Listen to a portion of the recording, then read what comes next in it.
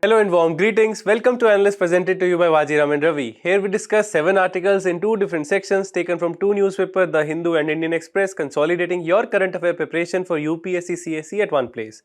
In the first analysis section, we discuss the issue of digital addiction, the fatal threat.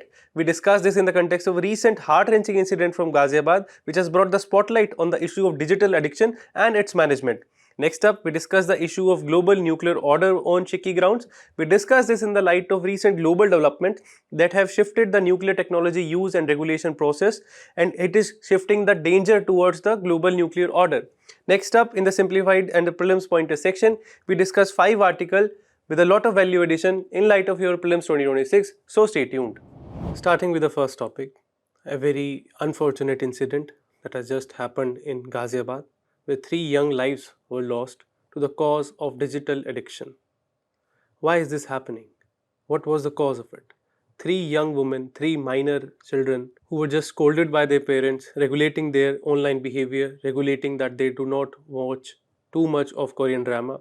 It ended up in provoking them to take this extreme step.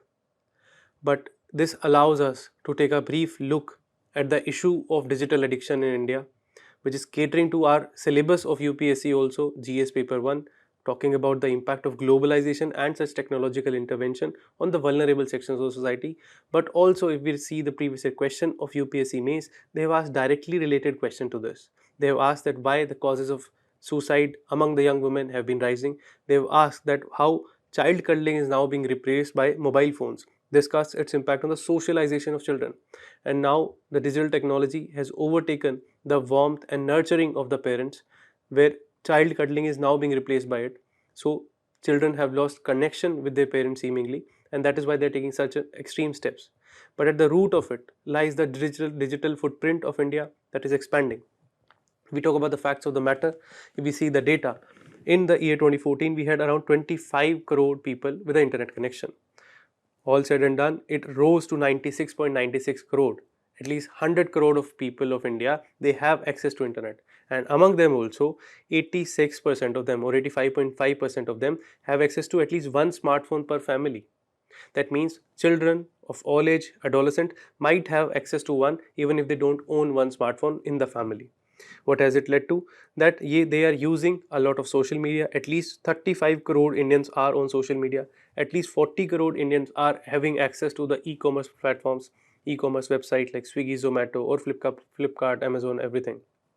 They have to access to the OTT platforms as well, which allows them to stream live videos. They allow them to stream even foreign Korean drama like this family was doing. What has this led to? This has led to the expansion of a content creator economy. It is very important for economy also. We even have coined a term for it, which is called as orange economy, something that was even appreciated by our honorable Prime Minister in the Waves Summit that happened in Mumbai last year, because it contributes significantly to our GDP. As per this economic survey that was just recently released, it contributes around 11.74% to the national income, and it is of course going to grow even further, and the projection is that 13.42% of the Indian GDP would be contributed in the year 2025 by this content creator economy, by this digital economy. All said and done, while these are very good numbers, this has also raised the concern of an issue of digital addiction, especially among the children, especially among the young adult, who are not able to judge the judicious use of technology, and they are actually addicted to it, so much so that it has led to behavior of obsessive compulsive use of social media as well as other form of digital media. If we talk about the number, around 60% of children between the age of 5 to 16 years have exhibited the behavior which is indicative of a potential digital addiction. This is done by a Batu company, which is a tech startup. By their survey, it says that around 60% are so much addicted that they are hooked to their mobile phones for various websites. TikTok has been banned, but then other short creating video, even Instagram now has the Reels option. Once you go there is no coming back. As per the other survey of ICMR, Indian Council of Medical Research, average screen time of children also is more than 5 hours a day. That showcases that which very disproductive use of your time, the time that should have ideally been spent in playing or in connecting with the family and friends, it is now being spent hooked to the screen. What has this led to? Why is this happening? if we discuss the drivers of this compulsive behavior, of this compulsive engagement with the mobile phone, internet and digital media, it is because of the ubiquitous access. We have increased access to internet, rightly so, because we want e-governance, for which allows for more accessible access to the services like through Umang app, through UPI. These are very convenient thing, but they do come with a cost that people don't know how to use it. There is a lack of digital literacy in India. There is lack of digital hygiene, and that is also showcasing in the rise of number of digital arrests that we are seeing in India. Apart from that, the users, the creator of these user interfaces, the engineer are very smart people. They have created such stimulating designs. The videos are so provocative, they actually attract you, they hook you by the what is known as a clickbait thing. The photo that is showcased on your YouTube short, it inspires you, it entices you to just click on them right away, and once you go there, there is no coming back. It's like a black hole. There is even a term for that, which they call as a doomsday scrolling, that you keep on scrolling the screen till the time the battery hits zero, the phone gets switched off or the internet gets over. It's not you who is deciding, it is the external factor who are deciding that you are hooked to the content so much, and that is led to the behavior of addiction to the digital media. They have utilized the autoplay feature, the short video, because somebody would in their sane mind would not watch a 2 hours movie because if they have an exam coming up, but then somebody might take, let's say, let me take a 5 minutes break, and that 5 minutes might stretch to even 5 hours, the 2 hours that we were trying to avoid earlier. This is the stimulating design of the user interface that allows them to do this. And then there are real money hooks. There are games on digital media which allows you to bet on something and even earn real money out of it. If you're not into games, then you have Instagram and YouTube and other social media where you can create content, get that content monetized and earn real money. This is what these three young girls were also doing. They were fan of Korean drama. They had their YouTube channel also created for that, and their father actually scolded them, disabled their channel, deleted their channel, and that's why they were angry. They were thinking of making some quick money, quick fame. We know as many examples of such content creator being called influencers nowadays and earning in crores, and that is precisely drawing some of the attraction of these young people. Other than that, there have been ideological changes in the Indian society that makes it relevant for us to discuss this from our exam perspective. Indian society has shifted from very frugal based society to a very consumerist society. We today we have stopped delaying our gratification, and we are now the worshippers of instant gratification. Things have been made very easy for us. We have Instamart, which delivers goods in 10 minutes. We have Swiggy, we have Flipkart, we have Minutes now, which deliver all the things that we need in our room to our doorstep without we even stepping out of our home. What has this allowed to? That the chores of the daily routine that used to be like get grocery, go there and bring those things, they are now over from our life. They don't even exist. So there is nothing that can stop you from watching your favorite content. And content you can watch as much as you want, because now you have access to global brands. You have Amazon Prime, you have Netflix, everything is available to you at the click of a button. So it has allowed expensive accessibility of these materials, has led to an ideological changes in the society. And also you talk about the societal change with it, that earlier we used to have a joint family system. Now with both parents working, both having a nuclear family, there is no one to take care of the children. They have now lost the support of a family system. The only thing that they find their shelter in to get entertainment or get moral lessons, it is the internet. And parents have actually told this survey of Bantu Tech survey that 85% of such parents has expressed their inability or expressed their inability to control the time period that their children spend, control the kind of content that their children watch on these videos. Then the algorithmic progression is such that they have designed it to be such that only you would be showcased the things that you want to know. They would track your behavior across the websites. If you have clicked, you have already experienced it, that if you have clicked over it on some website like Amazon or Flipkart, and while you are scrolling your Instagram, the same thing would be reported to you, would be showcased to you. And now they have tracked your pattern. They now know your gender, they now know your age group, so things relevant to you would be showcased. They now know your language, so your regional language content would also be shown to you. So this has been tuned and designed for specifically to keeping you hooked to that place. There is a very famous saying here that if everything is coming free to you, then you are the product. And this is what is happening with the social media right now.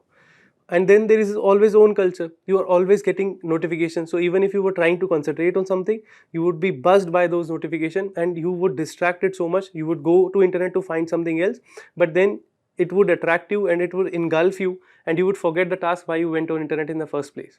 These are the real time problems that all of us have seen and all of us has been victim of.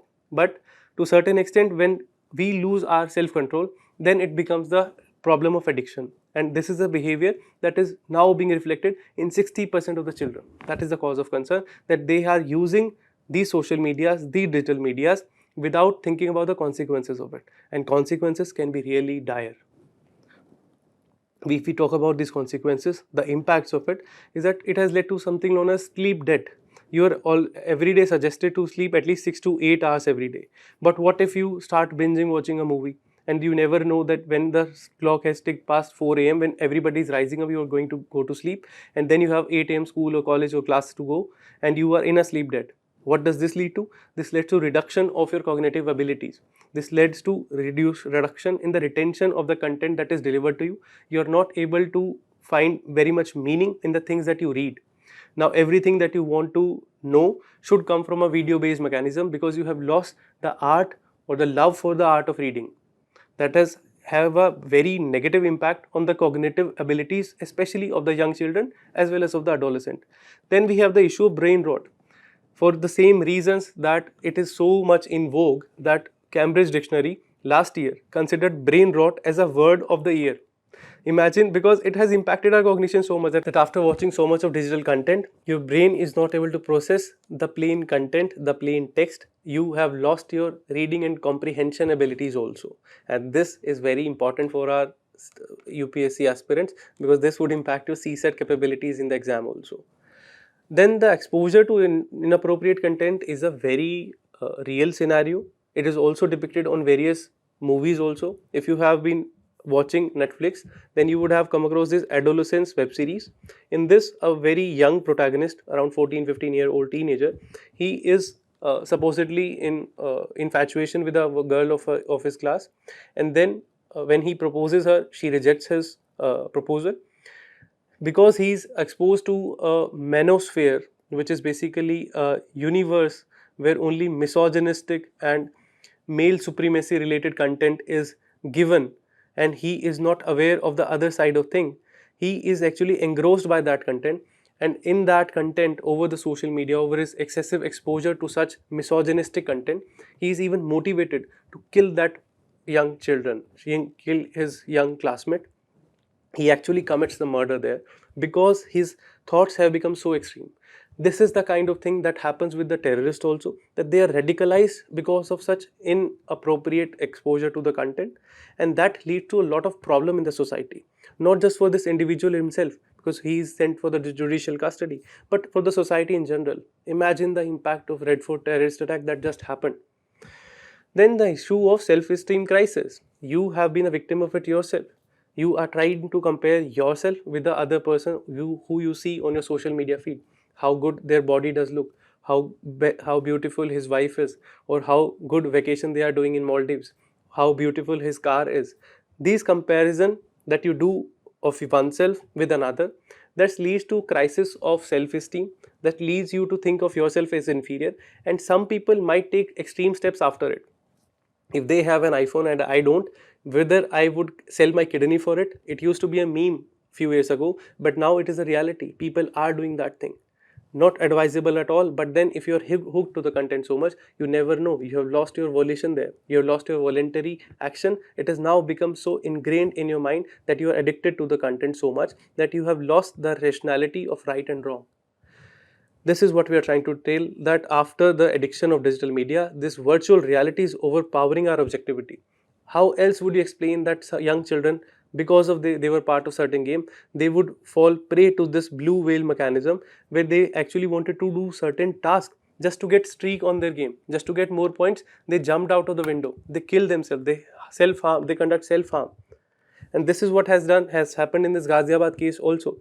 Because she was not able to watch Korean drama, her objectivity was clouded by this virtual reality, and they committed suicide. Not just this emotional and psychological impact, but if you talk about the physical impacts of it, various ophthalmologists have reported that 15 years ago, the ratio of myopia in people used to be around 4% of all the patients that they used to see. Now that number has risen to 15%. That people with a problem of farsightedness, of nearsightedness, sorry, their number have been rising very rapidly. Not just this, with respect to eyes, in the overall bodily impact, we see that India, of all the countries, is also becoming the obesity center of the world. As per UNICEF, of all the obese children in the world, 1 out of 10 of those obese children would be from India.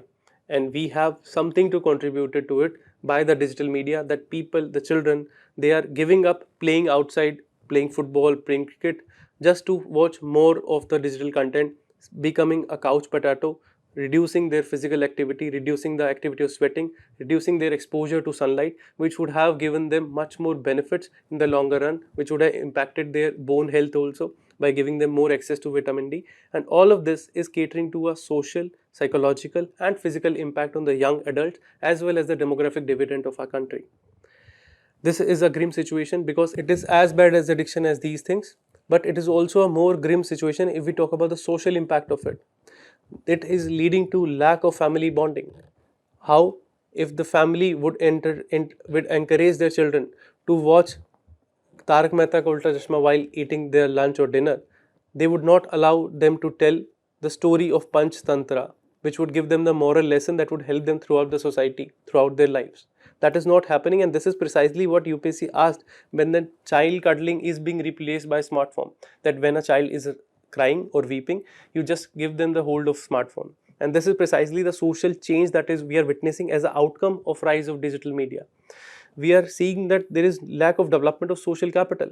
People, because they have become so reclusive, they have become so inward oriented, they stay indoors, they don't go and meet more people, they have developed social anxiety, and this has led to the non development of social capital, that they don't have even as many friends whom they can call at night if anything goes wrong.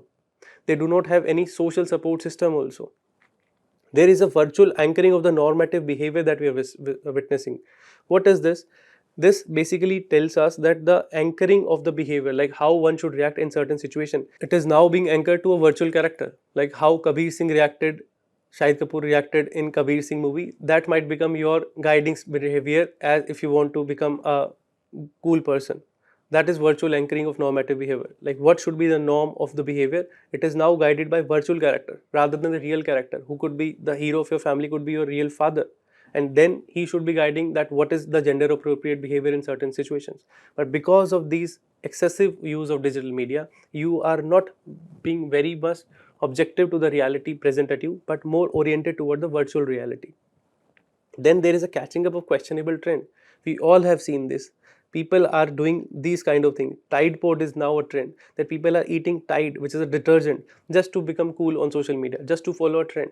People are reshaping their lip just to look like Kylie Jenner. Things that don't really make sense. Things that not even aesthetic for that matter. But just because it's a trend, people are following it as a fad. Then digital colonization is also happening. Why on earth? Why on earth an Indian woman would cry and die that she wants to marry a Korean person? This is because the K-drama have taken up so much of a place in our society, so much of space on the social media, that people are really willing to do that, take that step also. And that is what happened in this case also. She, the woman who just died in Ghaziabad, she was crying because her father would not let her marry a Korean person. That was the case. Imagine the irony that she lives in Ghaziabad, she would have not even known the capital of Korea. These are the impacts. These are widespread, these are social, individualistic, these are psychological as well as physical, as we discussed. But it is not that there are not been certain steps that have been taken. Of course, government has been cognizant and they have taken various dimensional steps. They have taken legal, institutional, international, technological intervention. If we talk about legal interventions, they have passed recently an act called as Online Gambling Regulation Act, which protects the mental health as well as the financial health of Indian youth. They have banned certain games like Dream 11 app, which allows you to place lottery on certain things. They have institutional steps have been taken. For example, the Nimhans Institute of Bangalore, they have established something known as Shut Clinic, which is safe and healthy use of technology. that technology is a double-edged sword. We cannot live without it, but you must be using it in the right manner, and that is what they are guiding there. Pragyata framework of Ministry of Education. They have launched this framework as well as the NCPCR guidelines, which is the National Commission for Protection of Child Right. These two institutions, they have launched the broader guidelines on how digital access to digital media should be regulated in the school environment, how digitally responsible behavior should be inculcating in the children while they are in school and educational institutions. These are the guidelines that guide the behavior of there. Then we have private sector also, they have taken step. For example, if you have access to Android phones, there is a Zen mode in them which allows you to do digital detox for at least 1 or 2 hours, that you can just receive call, you cannot do anything apart from that. There is a YouTube Kit that has been established by YouTube, so that the content that is available to the children, at least it would be controlled. They would not have access to the adult related material on the YouTube. So these are the positive steps. Globally, we have seen steps taken by the country like Australia, which have banned digital media completely for 16 years, under 16 years of age. They do not allow them to make account. In China, they have regulated digital media to so much extent that for gaming, you have to register with your real name, and the timing has also been restricted to merely 1 hour every day on every weekend for the minors.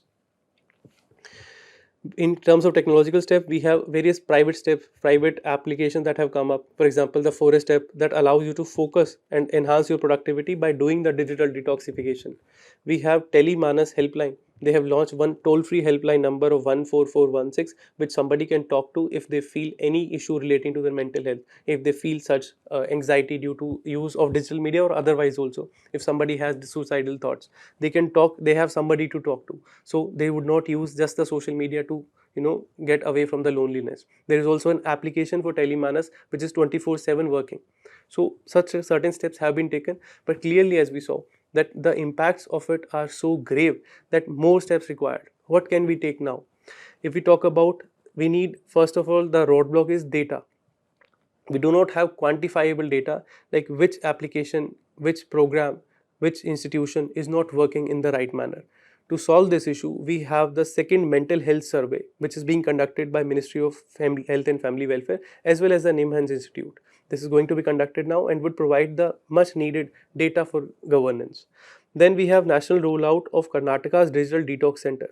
Karnataka as a state has been leading in this instance, where certain villages of them have program for digital detoxification. They have their sirens ringing, and this is a model that can be emulated throughout the nation to allow for a balanced use of digital media. We have to guide our adult behavior to such extent that children also emulate the same behavior. As we know, the children learn what they see, not what they are told. So the responsible digital media behavior should be displayed by the adult itself. They cannot just simply ask the children to not use phone while they are themselves using it. And this is precisely what happened in this case also, where the father actually snatched away the mobile phone.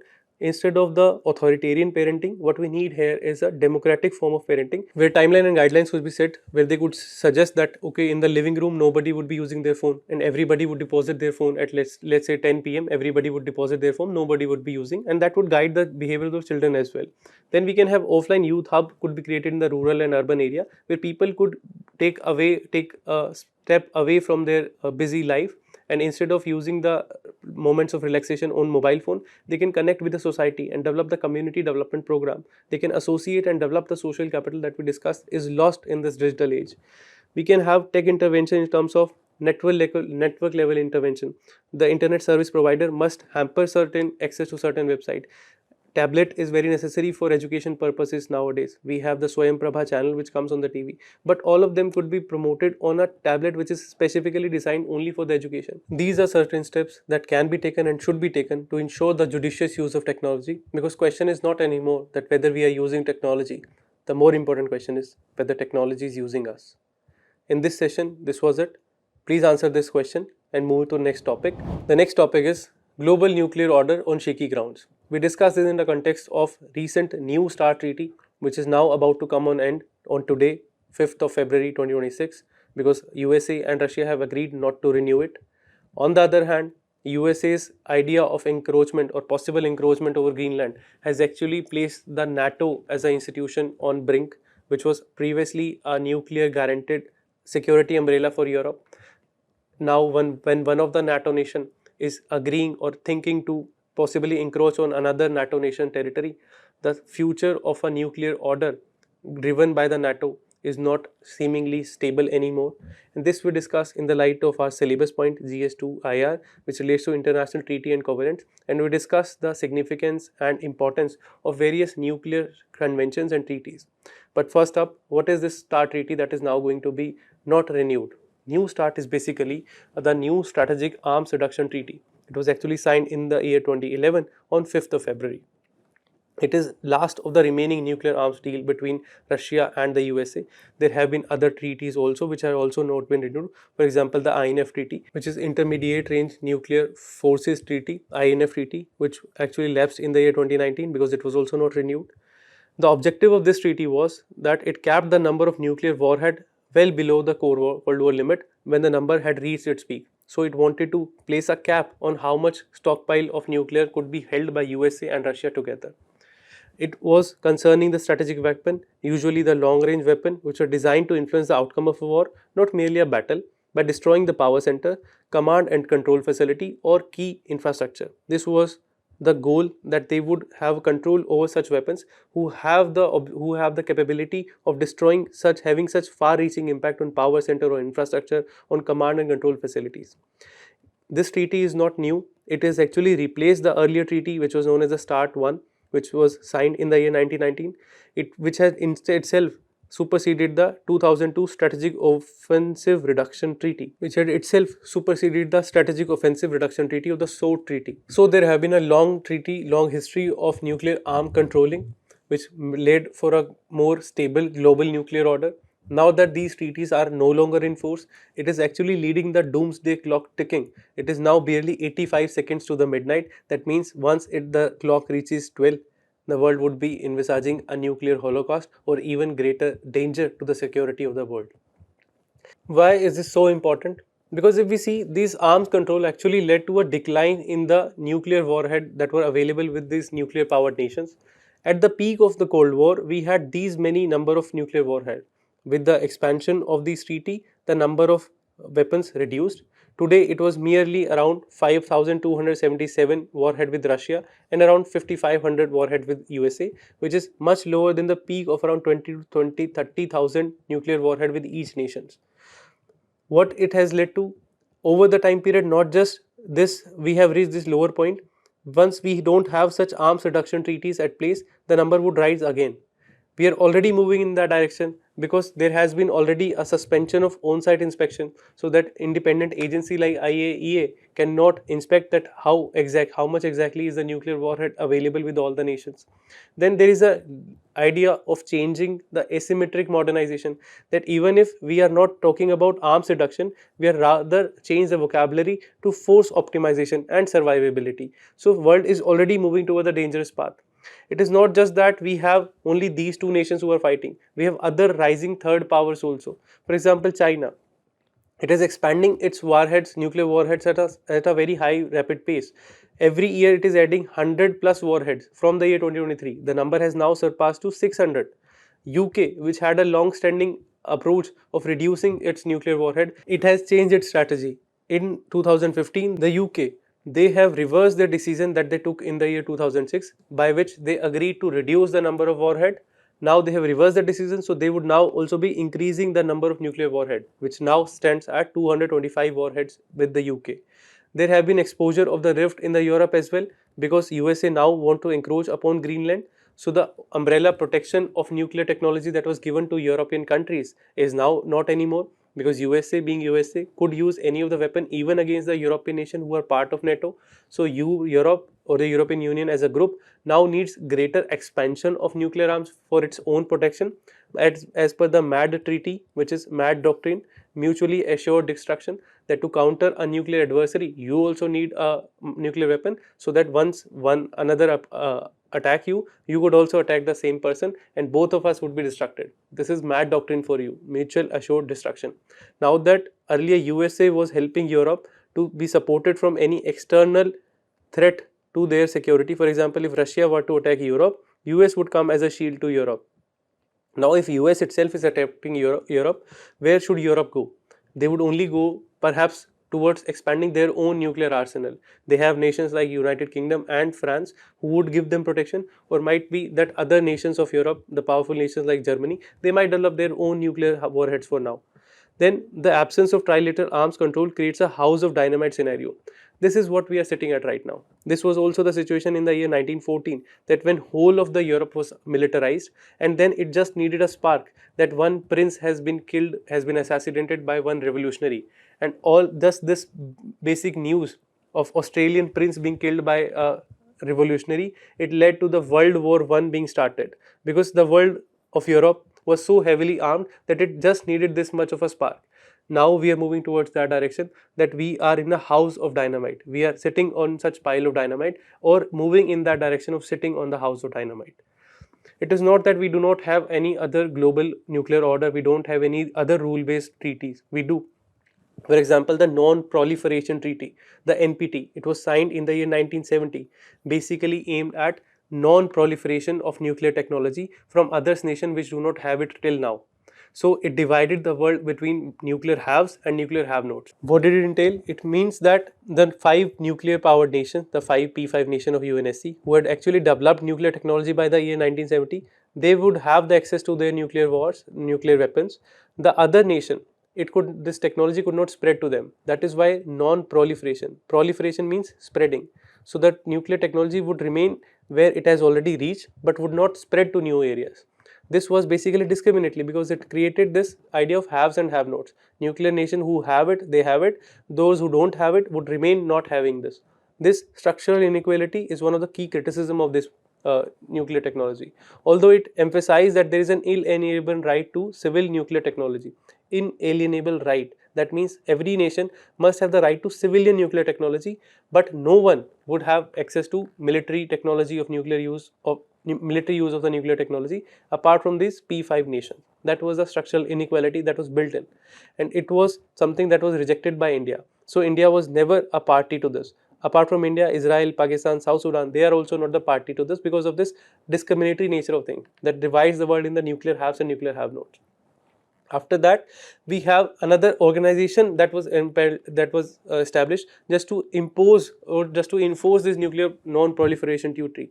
Of course, since India is not a member of NPT, it would not be a member of NSG. An interesting fact is that this NSG, which is controlling the export of the nuclear technology, was established in the aftermath of India testing its own nuclear weapon. In the year 1974, when we did the Smiling Buddha operation of nuclear testing at Pokhran, it was established to curb the spreading of this nuclear technology. And India was never allowed to import certain material component technology to prevent the weapon diversion of the nuclear technology. Thus, we had restricted access to nuclear technology from abroad. The decision making of this body, Nuclear Suppliers Group, NSG, is done by consensus of the all 48 members. Because of this, even if certain nations like Russia are supporting India's case for membership of NSG, it is being blocked by the nations like China, who don't want, because India is not, they insist that India is not a it's a non-signatory on NPT treaty, so it cannot be given an access to the NSG. And they argue that if India is being given access, Pakistan must also be given access.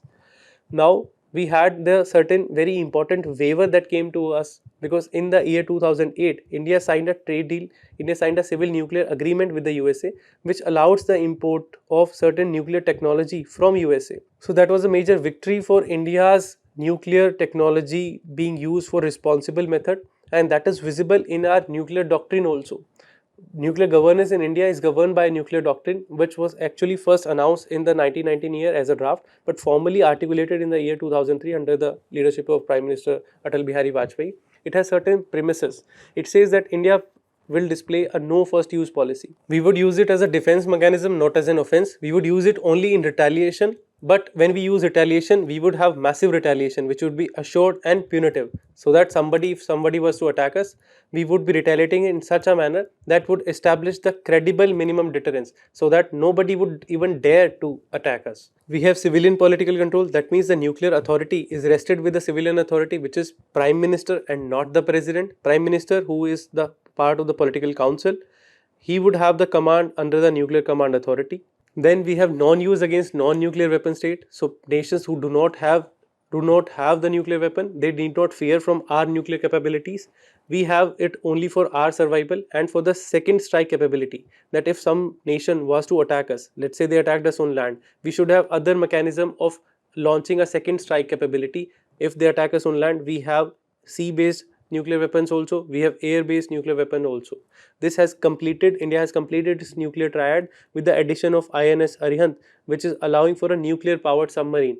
Thus we remain adhered to the principle of non-violence, but retain our right to protect our own sovereignty as well as territorial integrity. And this is the strategic restraint that we have displayed across our use, which allowed us this waiver by USA in the year 2008, that India, being a responsible nuclear power, would not engage in an arms race that other nations are doing. Apart from this, NPT, NSG, as well as the New START Treaty, there are other institutions that are governing the global nuclear order also. The primary among them is the IAEA, International Atomic Energy Agency, which is guiding the civilian use of the nuclear technology. It is actually an associated body of the United Nations itself, established in the year 1957, headquartered at Vienna in Austria. The goal is that it works to ensure nuclear technology is used solely for the peaceful purposes. It applies comprehensive nuclear safeguard, including monitoring, on-site inspections, information analysis, is what it does to ensure that global nuclear order is maintained, that technology is being used only for the civilian purposes. You would have heard it in news that IAEA team keeps on visiting nations like Iran, etc., which are now told to be using the nuclear technology only for the civilian purposes, for developing renewable energy and everything. Apart from that, we have various other treaties. For example, the CTBT treaty, the Comprehensive Nuclear Test Ban Treaty, that nations have signed but not ratified, which reduces their no further nuclear test. Treaty on Prohibition of Nuclear Weapon is also something which has not been signed by most of country, because it is recently launched in 2021. For your prelims per exam, you find out that which are the country who are signatory to these treaty and who are the country which have ratified these treaties also.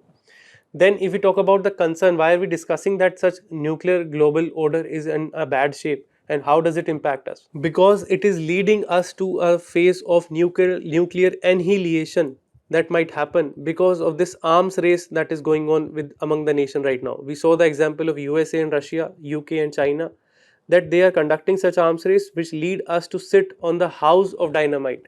It has led to also arms being modernized, newer technology like hypersonic missiles that are faster than even the sound speed of the sound, the tactical nukes. They may raise the risk of miscalculation, that seemingly non-nuclear use of those nuclear weapons might lead to evoking a greater response from the other country and may raise the risk of miscalculation leading to a nuclear annihilation. There is a doctrinal ambiguity. Nations are not as clear as India in their no first use policy. This talk of limited use lowers the nuclear threshold, that people might be very ready to use a nuclear weapon. It has been threatened by Russia also, that they would use the nuclear weapon against Ukraine also. There is a tech disruption that are having. We have access to more technologies like artificial intelligence and as well as space threat, which are exaggerating the risk of a nuclear annihilation. Proliferation risk is rising because most of the nations are not adhering to the norms of IAEA. It may lead to nuclear technology being proliferated to even non-state actors, to even terrorist group, that may lead the world towards this nuclear annihilation. Then what can we do about it? There is need for, first of all, the inclusive governance for the nuclear security. If India, as a responsible nation, which is the fourth largest economy of the world, which is having 18% of the global population, is a nuclear powered nation, how can it not be a part of UNSC? How can it not be a part of NSG, nuclear supplier group, which controls the export of nuclear technology? This is the first step that the nations must take, adhere to and accept, that there must be more inclusive governance. It could not be a limited clique of people who are actually controlling the nuclear technology. There is need also for regulation of the emerging critical technology, the use of AI, the use of machine learning for controlling the nuclear technology. It must be regulated. The use of nuclear for global good. Yes, we are witnessing the world whose temperature is rising above the industrial levels. Why can we not use more nuclear technology to develop more renewable energy? India, for example, has a target of developing 100 gigawatt of nuclear technology, 100 gigawatt of electricity from nuclear technology. Then we must strengthen the treaty, non-proliferation treaty, by ensuring that the IAEA inspection that are happening, those nations of IAEA, they must adhere to the additional protocols for safety. They must ratify these protocols so that they can be more open and more transparent in their dealing with the stockpiles of the nuclear weapons as well as the civilian use of the nuclear technology. They must have this transparency so that nations, everybody must know that how much nuclear weapons or civil nuclear technology does a nation as actually possessing. This transparency and trust based system would lead to a more stable and organized system of world nuclear governance. This was in this topic. Please practice this question. Let's move to the next topic. Moving to the next topic, why carbon capture is key to achieving net zero goal. What is carbon capturing first of all? Carbon capturing, or CCUS, which is carbon capturing, utilization and storage, is basically the idea of capturing carbon which is emitted in different industries from being emitted out to the atmosphere, where it would act as a greenhouse gas and raise the temperature of the atmosphere. We do not allow that to happen, and we capture that carbon or carbon dioxide from the atmosphere, utilize it or store it in various means like aquifers or in the underground storage or in the former coal field, oil field. We store it them there and use it for various purposes like creation of coal brick or other extraction of oil is also improved by use of this carbon that is stored. How it is relevant for the net zero? What is net zero first of all? Net zero, as we know, is basically the balance between the greenhouse gas that is emitted and the greenhouse gas that is extracted from the atmosphere, so that the net addition to the greenhouse expansion is zero. We are not adding any more carbon or any more other greenhouse to the environment. We are just extracting as much of the greenhouse as we would have produced in our industrial processes, in our use of vehicles or everything. We would extract as much back from the environment, so the net impact on the environment would be zero of such greenhouse gases. How is this achieved by the carbon capturing? We do that by using various technologies, because it is not just a one technology but a bundle of variety of technology that we use for carbon capturing.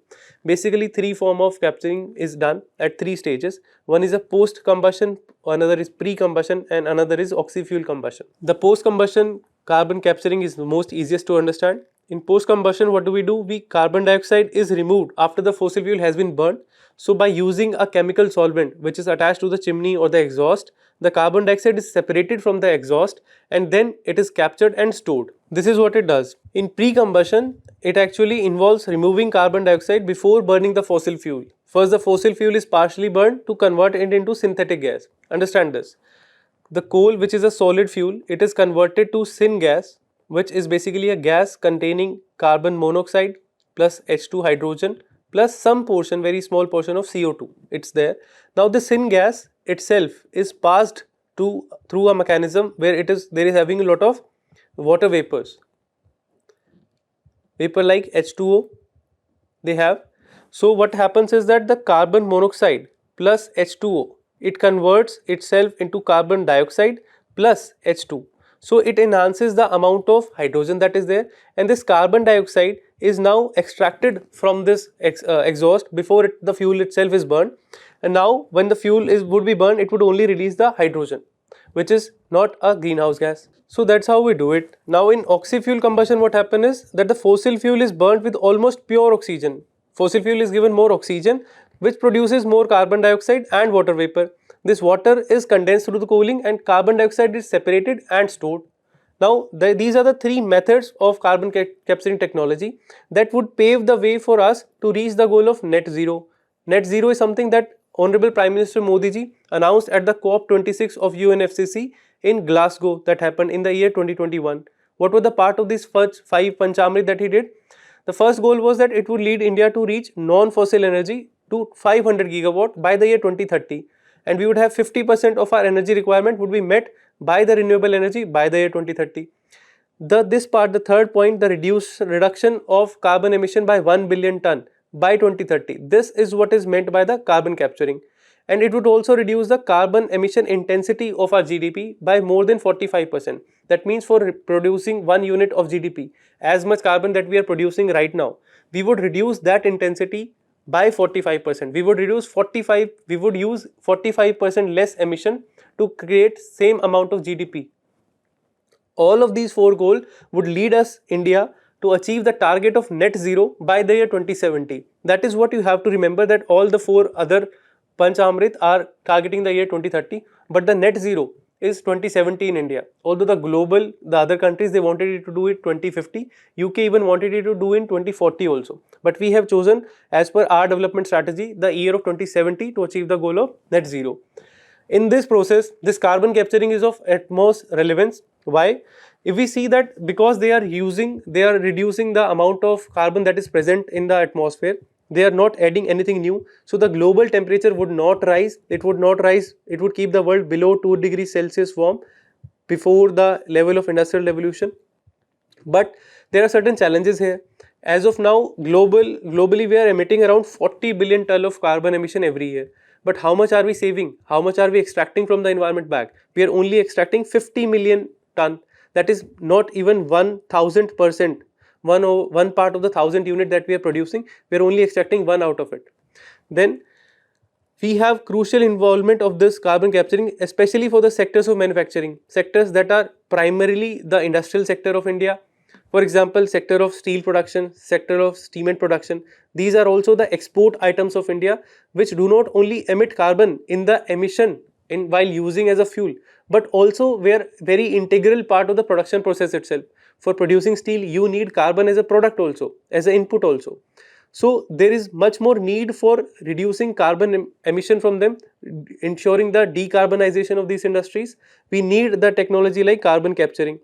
Because right now globally also we are facing headwinds. European markets have imposed something known as a carbon border adjustment mechanism. So if any production of our country, any product of our country is emitting more and more emission, is using more and more carbon dioxide or such greenhouse gases, they would face a higher tariff when they enter European Union. Thus, there is much more need for this carbon capturing, utilization, storage technology, especially for nation like India, not just to meet the Panchamrit goal, but also for our economic resilience. Then, what are the challenges? Why are we not doing it? The challenge is that despite having the science being very clear, we have explained the 3 types of technology that we can use. We do not have the necessary material as well as the engineering that is required. The developed nations are not sharing us the technology. There is also the issue of economic viability of such carbon capturing project is not very good. They are not a financially viable thing to do. Then what do we do? In this recent budget passed just few days ago, government has actually allocated 20,000 crore rupees to promote this goal of carbon capturing. We have also established a new strategy and roadmap for research and development by the Department of Science and Technology to ensure carbon capturing roadmap 2030. Also, as per the Panchamrit goal, we have this goal of reducing carbon emission by 1 billion ton. So all these policy alignments are being done in India right now to achieve the goal of carbon capturing and utilize the potential of India's sustainable and green development. Moving to the next topic, tiger is spotted near Hyderabad. The concern for us is the various Telangana's tiger reserve that are located there. There are 2 of them that we will discuss. Very important from our prelims perspective. The question they have asked in the prelims earlier also. The first tiger reserve where this tiger was spotted was from seemingly Amrabad Tiger Reserve. This tiger reserve is one of the largest reserve of India. Earlier it used to be the second largest, but now Sundarban has become the second largest. The largest tiger reserve is also near to Telangana. It lies on the border of Telangana and Andhra Pradesh, which is Nagarjuna Srisailam Tiger Reserve. But if we talk about Amrabad Tiger Reserve first, it is having an area of around 2,166 square kilometer. It is having access to various species. Various species count it as one of its habitat.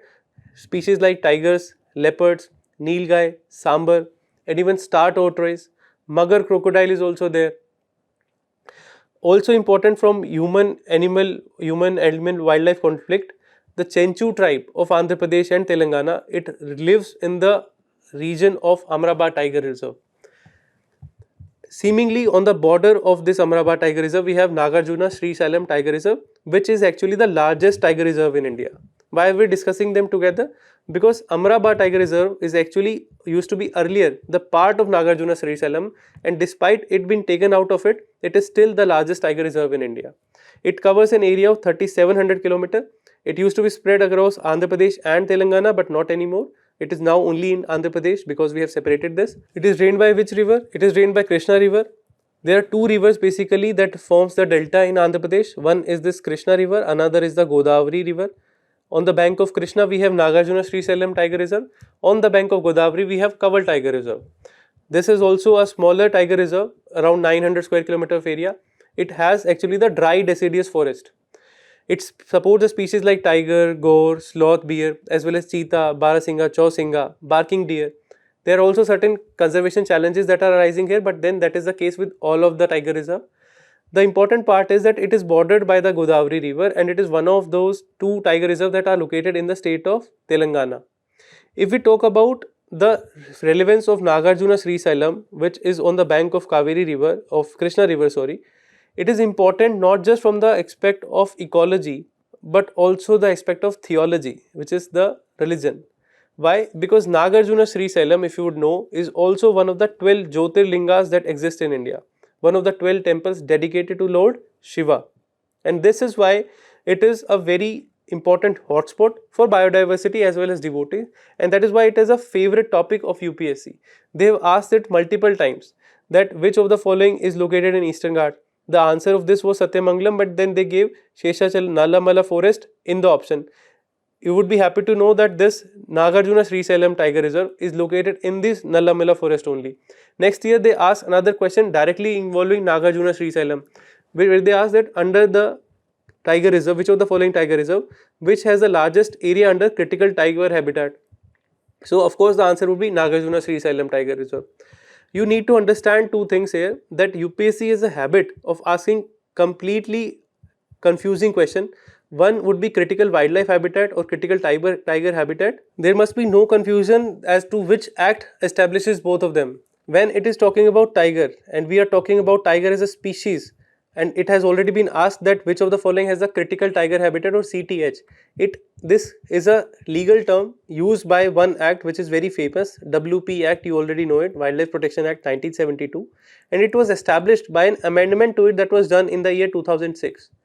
Do not confuse it with something known as a critical wildlife habitat, which is actually not a environment related act. It is actually a social justice act that promotes the critical wildlife habitat, balancing the human animal conflict in those regions. So this critical wildlife habitat, despite the wildlife word being there, would not be established by this Wildlife Protection Act. It would rather be promoted by the Scheduled Tribe and Other Forest Dwellers Critical Forest Right Act, the FRA of 2006 that came.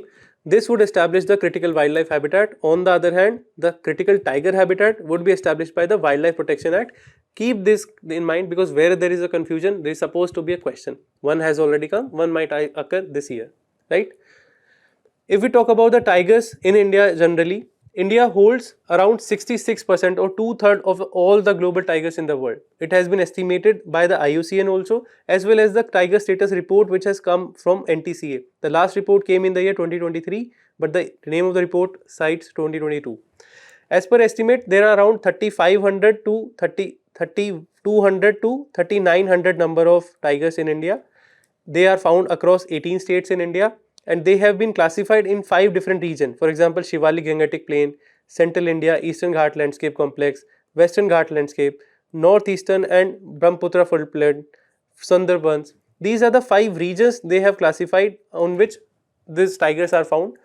If we talk about the state-wide distribution of tigers, most number of tigers are found in the state of Madhya Pradesh, then in Karnataka, then in Uttarakhand, Maharashtra and Tamil Nadu.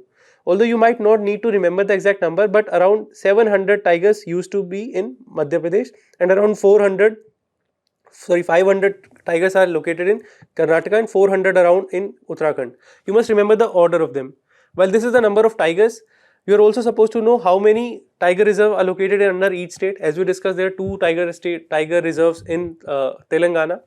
Which of the following which state has the most number of tiger reserve? Arrange them in order. Such kind of question might be asked in UPSC. So this becomes your homework. Kindly note it down. Kindly make a note of it. Then IUCN status of tiger, if we discuss, it is endangered as per the IUCN's red list.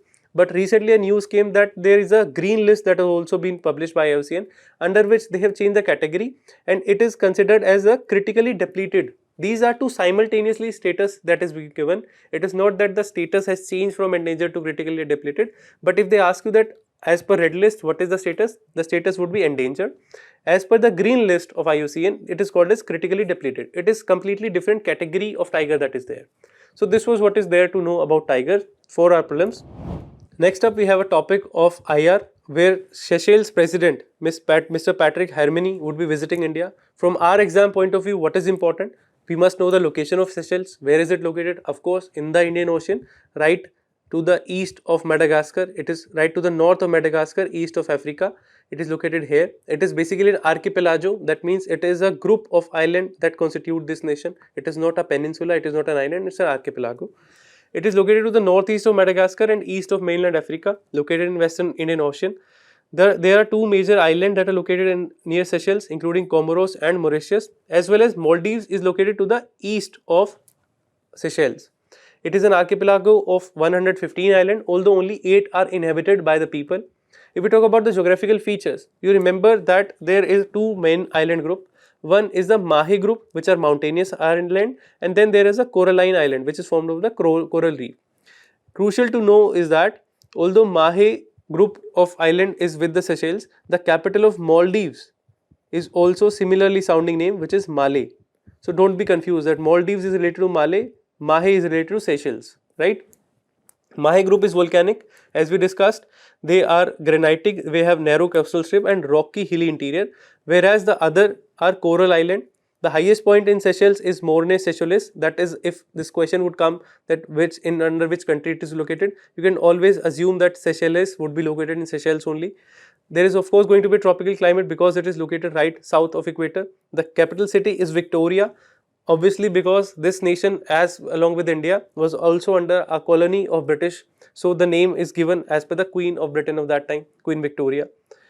Why is it important for us? What is the significance of it? Despite this being such a tiny nation of such a archipelago, it has a very vast exclusive economic zone of around 1.35 million kilometer in this mineral rich, very significant Indian Ocean region. We have a diaspora connected with Indians because in the year 1770, a lot of Indians, migrant workers, were taken away by the British planters who settled in Seychelles and form a major part of the diaspora. They are one who is celebrating the Pravasi Bharatiya Divas. In India, we welcome such diaspora on this occasion of Pravasi Bharatiya Divas on 9th of January every 2 years. Trade is something that we do with this country, but not very significant because of the less number of population there. We barely export goods worth $65 million and imported something $9 million worth of goods in the year 22-23. But recently certain developments have taken place there. For example, Seychelles has become the 6th member of the Colombo Security Conclave. What is it? It is basically an NSA level dialogue which promotes the safety and security of the Indian Ocean region. It has other members also like Bangladesh, Sri Lanka, India, Maldives, as well as Mauritius. Now Seychelles had become the 6th member recently. Also very recently in the September month, Indian Navy's training squad has reached the capital of Seychelles in Victoria. And this marks for a major collaboration between both the nations to promote and reach the goal of Sagar Doctrine of India, which is security and growth for all in the region of Indian Ocean. Moving to the next topic. Denotified tribes are seeking constitutional recognition, separate census entry. Let's understand what is denotified tribe and what are their demands, how are they different from other tribal sites. If we discuss about the denotified tribe and we decode the word, they are called as denotified because earlier they were notified. Why they were notified? Because they were under a constant struggle with the Britishers. We have had a lot of rebellions from these tribal, for example, the Coal Rebellion of 1832. For example, the Pahadia rebellions of 1780s. So these tribal people were at loggerhead with the British. They were not allowing the existence of these autonomous bodies who believed in this idea of Jal Jangal Jameen. They wanted settlers here in those tribal, in those forested regions which were very resource rich. So they called all of them, clubbed them that these people are criminal, and they labeled them as criminal. They even published a schedule which notified their tribes that these such tribes are the notified tribes of India, and they would be first to be questioned in case anything wrong happens. They would be the primary suspect. Because of this, they were suppressed, they were violated, their rights were suppressed, and they became one of the most marginalized section of Indian society among the tribals. With development of independence in 1947, we took the cognizance of this issue, and by the year 1952, we by statute, by law, we denotified such tribes, and then they came to be known as denotified tribes. However, despite the legal changes, the socio-economic status of these tribes did not matter, did not improve too much. The act was repealed. This was repealed in 1952. However, the certain denotified tribes, their status remains very poor even till now. Some of these tribes, at least around 1200 of these tribes, they were merged in the section of scheduled caste, scheduled tribe or OBCs, but some of them, around 300 of them, they could not be merged in any other category, so they are now deprived of the benefit. This is what they are asking right now, that we need a separate recognition, because these denotified tribes are one of the most marginalized section and they are not given adequate protection. If some of these denotified tribe are part of scheduled tribe and scheduled classes, they say that they are even more deprived, so they cannot even compete with the other scheduled caste and scheduled tribe. So they need a separate recognition as per the new census that is going to happen in the year 2027. That is their demand. To understand the issue of these denotified tribes better, government in the year 2014 actually set up a commission known as IThe Commission, which was chaired by some person known as Bhikkhu Ramji IThe. So of his name, the commission name came to be IThe Commission, for uplifting the status of these community. And what was the notification, what was the suggestions of this community, of this committee? It actually published its report in the year 2017 and sought a permanent commission. For example, as per the article 338A, 339, we have established separate constitutional commission for NCST, NCSC, NCBC. They want a separate denotified commission, denotified tribes commission. They want a classification of all those who are remaining, the 300 that we talked about. They must be classified into one category of OBC. That's what they wanted. They want a legal protection that as per the scheduled caste and scheduled tribe, which prevents the atrocities against them. They want a third schedule to protect these communities also. There is a need for development of a finance development corporation so as to promote the economic growth, so as to promote the entrepreneurship in this community. They want a more appropriate data collection so that could back our policy decisions. Right now the issue is that they don't want to be classified as OBC, they want a separate category of denotified tribe because of their reason. They are much more deprived and suppressed and they have been historically marginalized against. So they need a separate recognition under the constitution is what this protest is all about. Now the question is, have we not seen any development of these communities? Has there been no schemes? Yes, schemes have been there. For example, the SEED scheme, which is Scheme for Social and Economic Empowerment of the Denotified Tribes. It is implemented by the Ministry of Social Justice and Empowerment. The criteria, the provision of this scheme is that they promote the idea of free coaching so that they could compete better in the competitive examination.